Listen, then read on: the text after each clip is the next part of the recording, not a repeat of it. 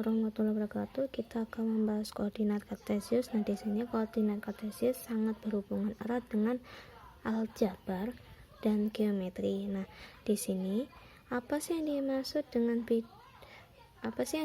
dengan koordinat kartesius? Nah, di sini contohnya ya, ada misal y sama dengan 2x. Ini kan termasuk aljabar. X-nya di sini kita buat tabel dan y-nya di sini. Misalkan x-nya adalah 2. Dan y-nya kita lihat di sini, y-nya kan 2 kali x ya. Berarti 2 kali 2 sama dengan 4, sehingga kita peroleh posisi titiknya itu x, y adalah 2,4. Nah, di sini posisi titik disebut dengan koordinat kartesius, sedangkan pada gambar ini disebut dengan bidang kartesius. Oke, kita akan lanjut pada istilah-istilah pada bidang kartesius. Nah, sumbu x, di sini sumbu x yang merah ini sumbu x ya. Dia secara horizontal kiri ke kanan. Nah, yang di sebelah kanan ini dia akan bernilai positif, sedangkan yang di sebelah kiri ini akan bernilai negatif. Nah, di seluruh internasional juga sama ya, kanan ini positif, kiri juga negatif. Sumbu y ini ada sumbu yang vertikal atau tegak dari atas ke bawah. Nah, yang di atas ini bersumbu positif, Yang di bawah pasti akan bersumbu dengan negatif. Di seluruh dunia juga akan seperti itu. Nah, di sini posisi titik pada bidang kartesius ditulis dalam bentuk koordinat x, y.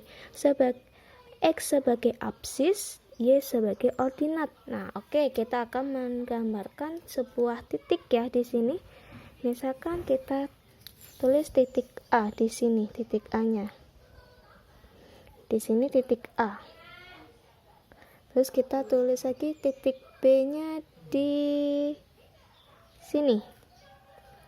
Di sini titik B. Oke. Koordinat titik A, kita lihat x-nya berapa di sini? 3 ya. 3 karena dia ada di titik 3. Kalau kita lihat ke bawah, koma.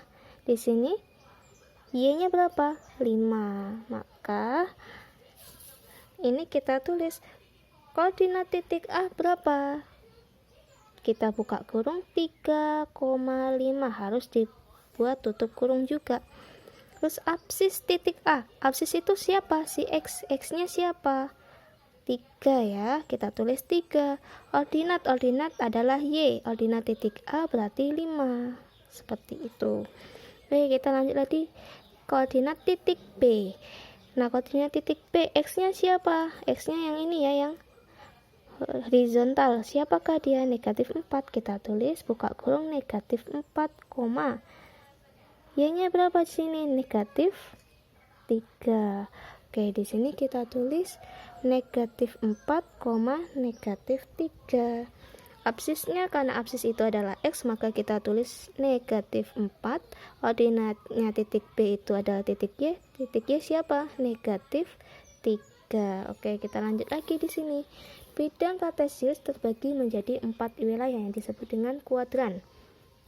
Nah, di sini ada kuadran 1, dia berisikan x-nya positif, y-nya positif. Nah, yang x-nya positif sini, y-nya positif di sini, berarti di sini adalah kuadran 1. Lanjut lagi kuadran 2, x-nya negatif, y-nya positif.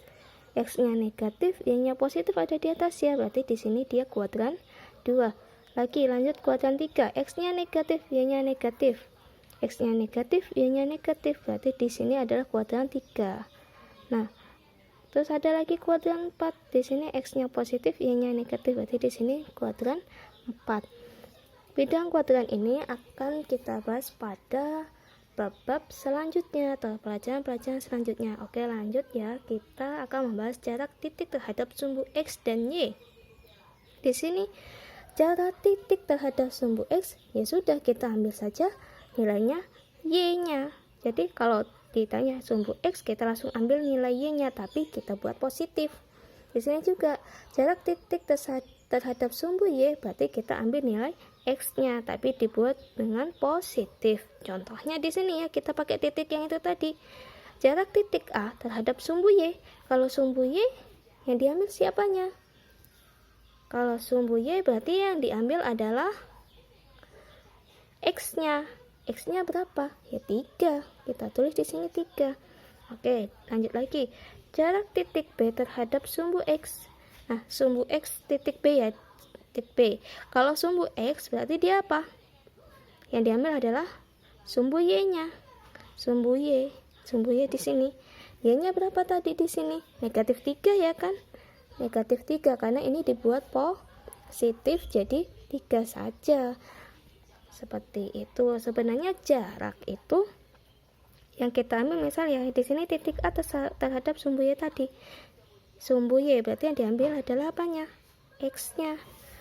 Yang terhadap sumbu Y, titik A terhadap sumbu Y, kita cek ada berapa kotakannya dia lewati, 1, 2, 3. Jadi maksudnya di sini adalah jaraknya 3 satuan. Kalau kalian menggunakan buku kotak pasti akan mudah. Ini juga sama, titik B terhadap sumbu X yang kita hitung di sini. Titik B terhadap sumbu X, jaraknya titik B ini terhadap sumbu X 1, 2, 3. Berarti juga 3 satuan. Seperti itu.